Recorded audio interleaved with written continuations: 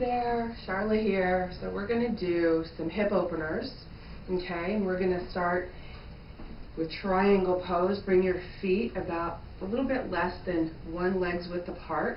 Bring your arms out to the side. Take your right toes and point them out to the right.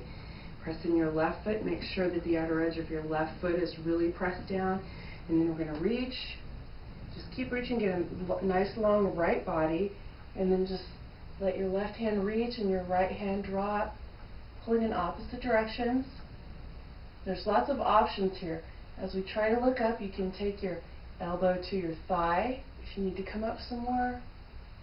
You can rest your hand on your shin. Make sure there's no pressure on the knee. You can take your hand to your ankle if you want to. And then let's come back up and switch sides. Left toe straight out to the side here. And we're going to reach, just reach, nice long left body.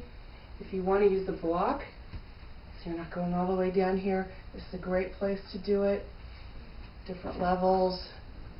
You can take your palm all the way to the mat if you want to show off. Reach, really open your chest and rotate skyward, reaching. And then we'll come back up and switch sides again. We're going to go into Warrior 2. Try to have your left knee or your right knee right on top of your right ankle. As you sink down, we can start off in side angle. Really press your forearm into your thigh, helping to open your hip. Lots of distance between your shoulder and your ear. And reach. And if you want to go further, you can take your hand all the way to the mat. Again, you can use your block here. If you're not quite able to go down that far yet, just reach, press into the thigh, rotate open. We'll come up and switch sides. And just go wherever you can go, wherever you're comfortable going. Let your shoulder blades really reach down your back so you're not scrunched up like this. Got lots of space here. Find your depth.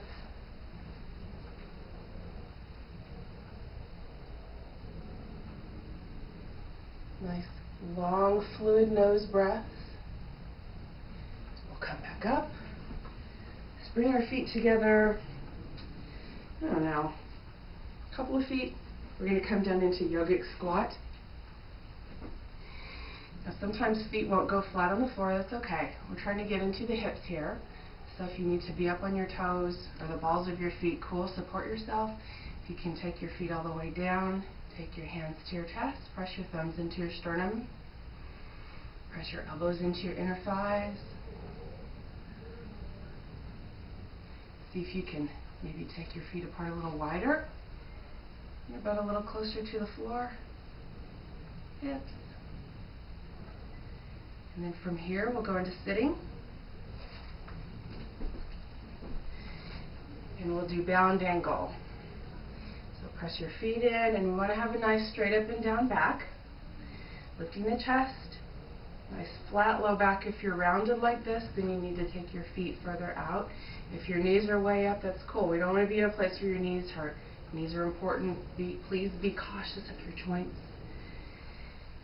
Let's take the ankles, press the elbows into your thighs. Just come forward as much as what works for you. Stop wherever you find your own boundaries.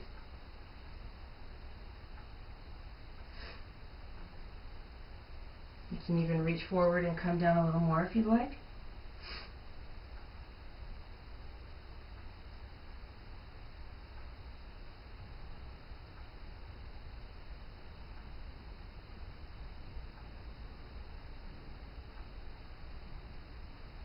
If you find your breath is getting short or choppy, you need to back off. You need to keep long, deep breaths. We'll come back up and we'll do make a big diamond with our legs. I'm still getting over stuff, I apologize. And then we'll just come forward again like we did with bound angle.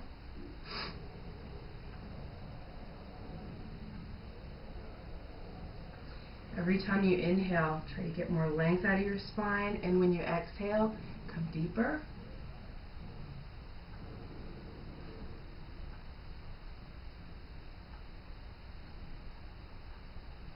Make sure your shoulders are nice and dropped away from your ears.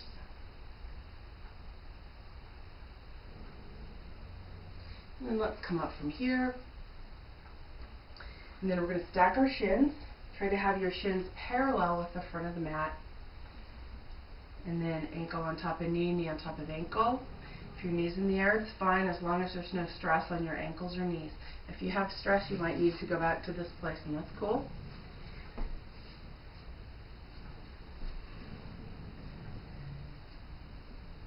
So again, make sure both sit bones are nice and square on the mat, nice flat back.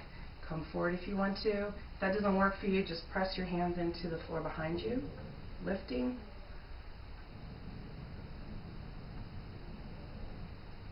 Or come forward.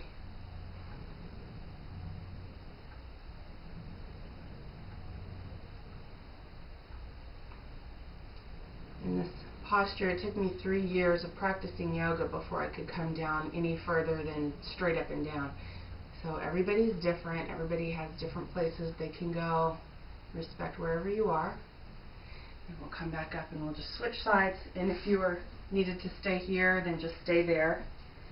More hip opener. Sometimes this one can be tough on the knees. We don't want to do that. Just go to a place where you're not feeling any joint tension.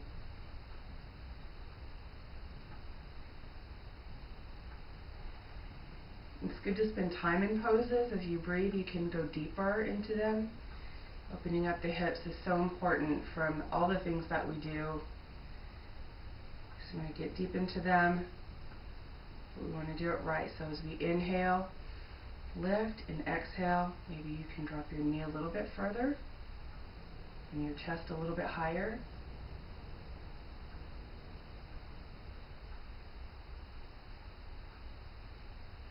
Okay, and then we'll go on to beginhip1, where we take our left leg forward and our right knee right up to the right armpit. Just a little wood speck there. Your hand, put your hand between your left thigh and inner right foot. Spread out about one hand's width. Just to measure, and then we'll reach forward. Use your left hand for support. If you want to go a little further here, try to press your right knee into your right shoulder. And then you can reach around, rotating the shoulder forward. You can maybe find your fingers in the back. Bring your chest forward. See if you can squeeze off the space between your stomach and your thigh. And no backgrounding. If you have your chest on your knee, then you can go ahead and let your face rest forward. Otherwise, just keep reaching forward with the crown of your head. Keep reaching forward with your chest.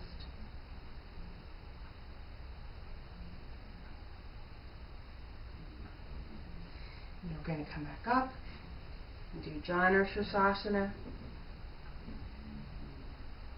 And we're going to twist just a little bit to the left so that we can get our navel in line with the inner left thigh. Big inhale, and then we're going to forward bend here. Try to keep your left foot flexed.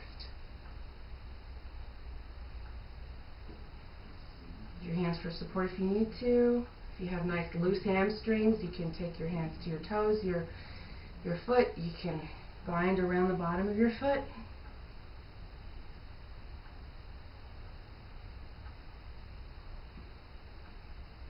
A lot of hip openers are also good hamstring stretches, and runners oftentimes have shorter or tighter hamstrings.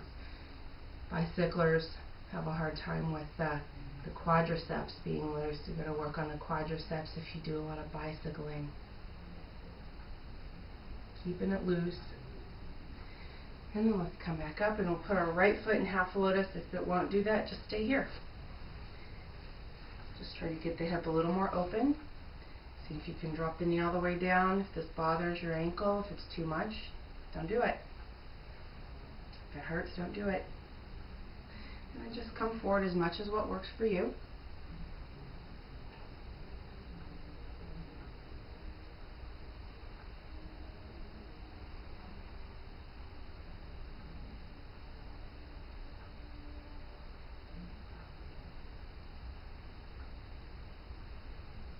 Try to keep your left leg active, flexing the foot. And we'll come back up and do those on the other side. We're going to reach out with our right foot, have our left knee come right up to the left armpit, hand space between the right thigh and left foot. Marichiyasana A. Reach. Try and keep the sit bones down, and then if you want, press the knee right up into the shoulder, reach behind, finger clasp.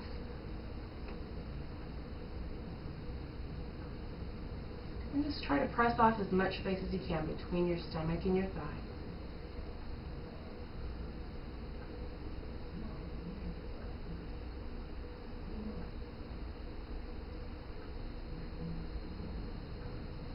One more big breath. Big inhale. And exhale, relax into this as best as you can. And then we'll come up to Sursasana. Left leg bent, right leg out. Twist just a little bit to get the center line in line with the inner right thigh. And then walk your hands out. If you feel comfortable, you can rest your hands on your ankle, your shin, your foot, your toes. Bind around the bottom of your foot.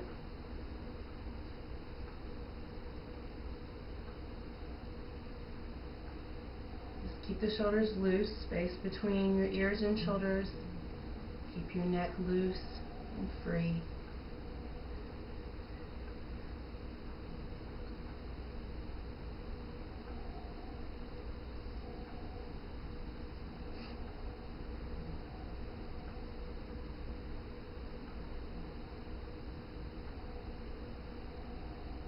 Just reach a little bit further here. See if you can get a little more depth into the back of the leg.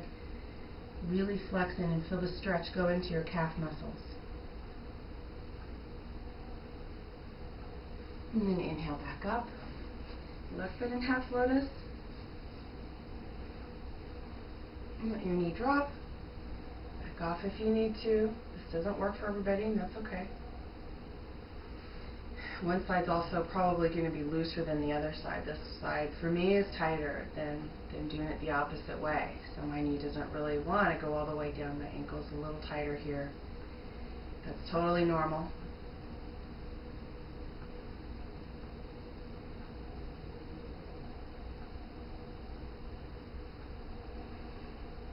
A little bit further here, a little bit more open.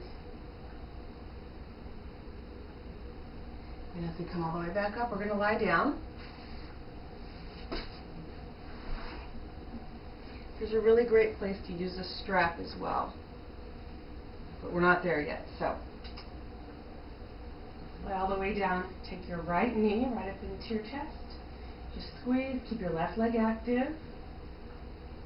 See if you can let your right leg fall open. Just fall to the side a little bit.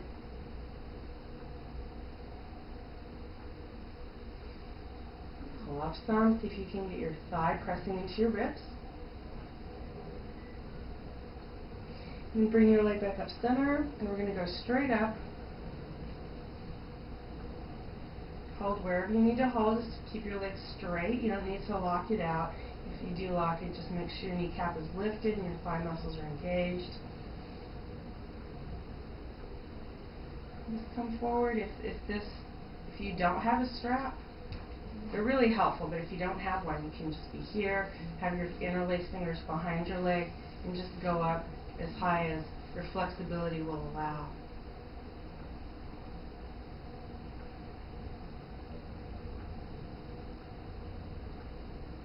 And then let's drop our leg out to the side. Really open up the inner thigh, the groin. Trying to keep your left hip down on the mat. Keeping the foot as flexed as you can.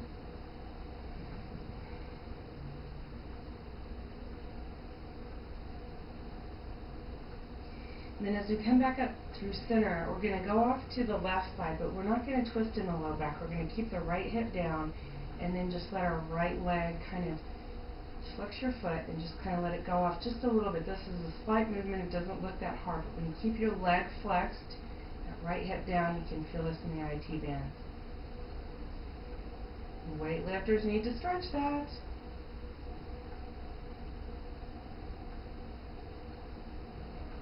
couple more breaths here. See if you can go a little bit further, another ½ inch. And then take your knee into your chest again. Nice squeeze. And then we'll do all those on the other side. Interlace fingers below the left knee. Squeeze it in deep. See if you can let your left leg fall open. Loose hips. Happy hips. Pull the knee up toward the left armpit. And as you come back up through center, remember, use your strap if you have one. And if you don't, that's all good. There's always a way around that. Grab your leg wherever your flexibility allows. Anywhere. Here you can grab the knee. Try to keep pressure off the knee, but here you're totally supporting it. Try to keep it straight. Pull. Wherever you can pull. Make it feel good.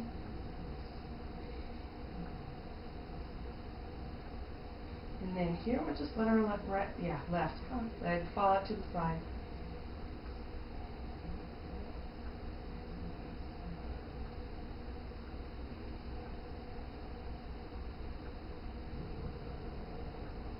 Just breathe deep. Don't forget your breath.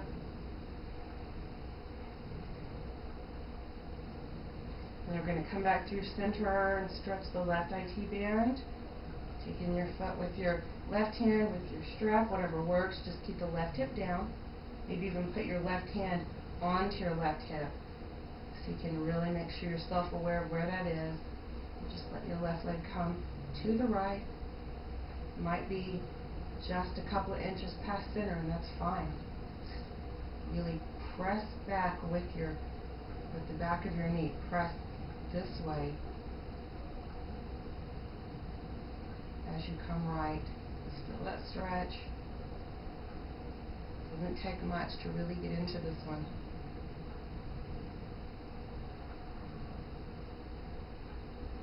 Relax. And come back center. Knee into your chest. Both knees into your chest. Roll a little bit. Nice little low back massage. And if you want to, you could do happy baby pose. Get your knees as close to the floor as what works for you. One last stretch. This is our last one. More back massage here by rocking back and forth. Stretch it down. And then happy hips. Ah. I hope that works for you. We'll be back soon with one a little more intense.